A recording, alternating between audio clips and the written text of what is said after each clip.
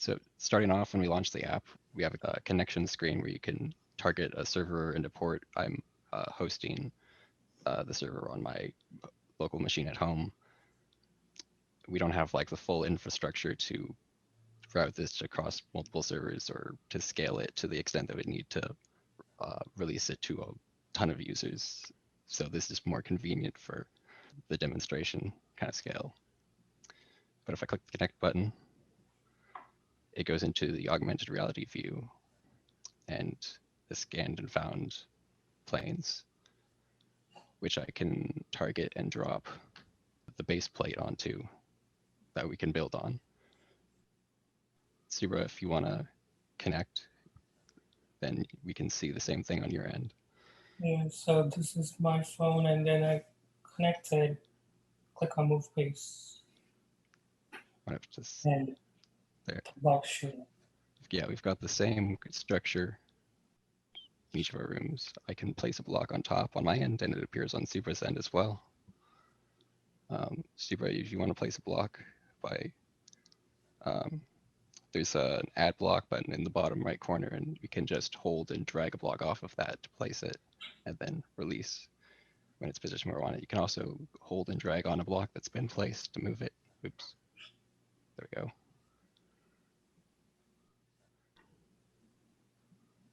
And that updates on both ends.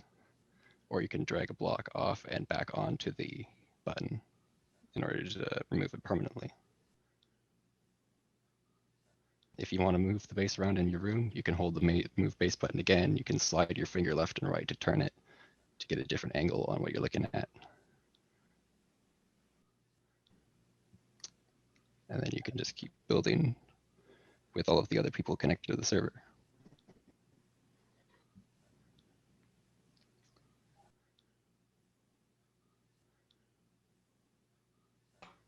All right, so the user interface part of the code, the main part of the client, is built in Unity. I took basically the demo Hello AR app demo, I think it's called, from Google as our starting point.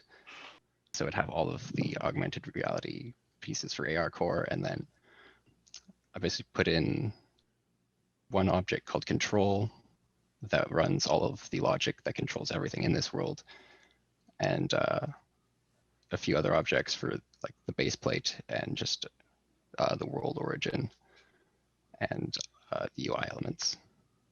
But most all of the code is running on this control object, where I have two separate input classes that do basically the same thing, but one is when I was debugging the editor, but the main one that gets used is the mobile controller, where it takes events like when you press the screen, when you move your finger on the screen, when you take your finger off the screen, and sends that to the block controller, which is where basically everything happens. Game starts up on the start function.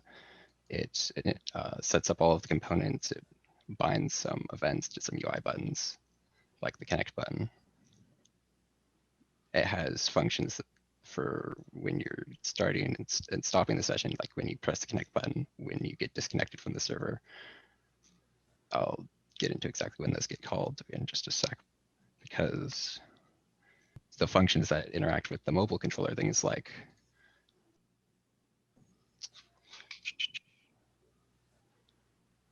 pointer down, which is receiving a pointer event. It basically casts out an array in the world to figure out where you're going to place the block, or if you're pressing a button.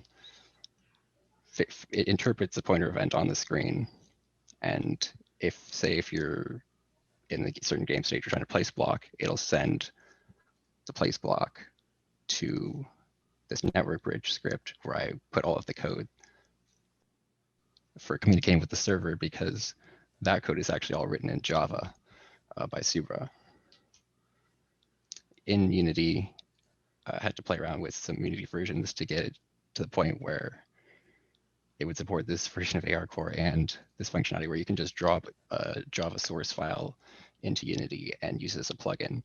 So this is actually a blocks client bridge.java file that has functions like connect, disconnect, and these are Java functions that Super will explain when he shows his code, because you can use the JNI API to communicate between the C# code and the Java code.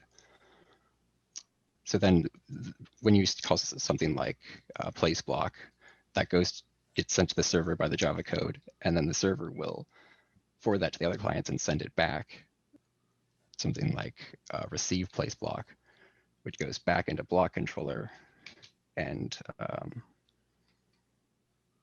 actually places the block with this place block command, where it takes that position and sets that there is a block there. It creates, goes in back into the Unity world, and it'll actually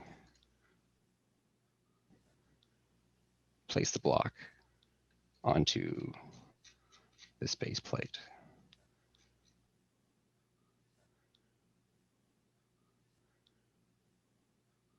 This is the client file.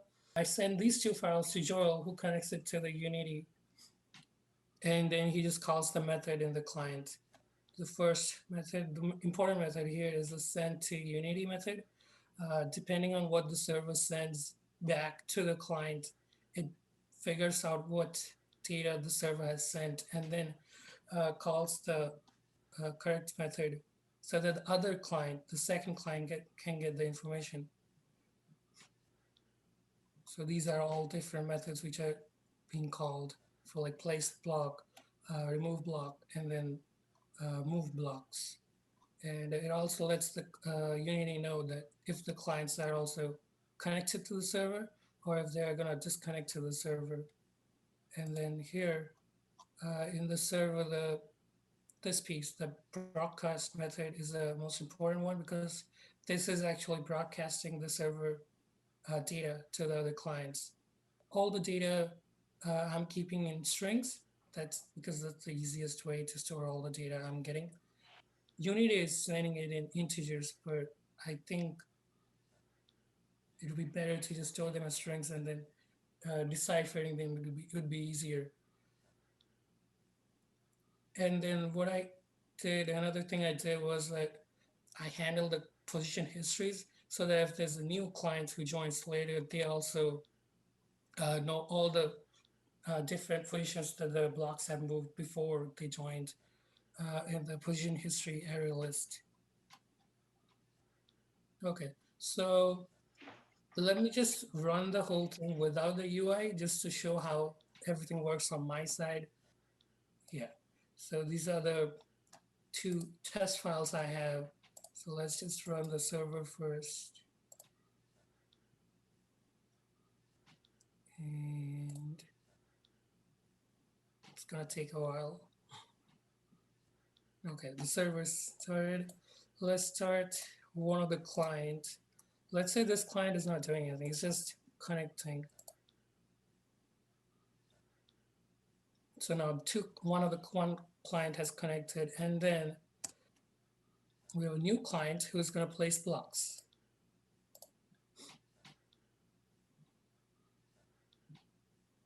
Yeah.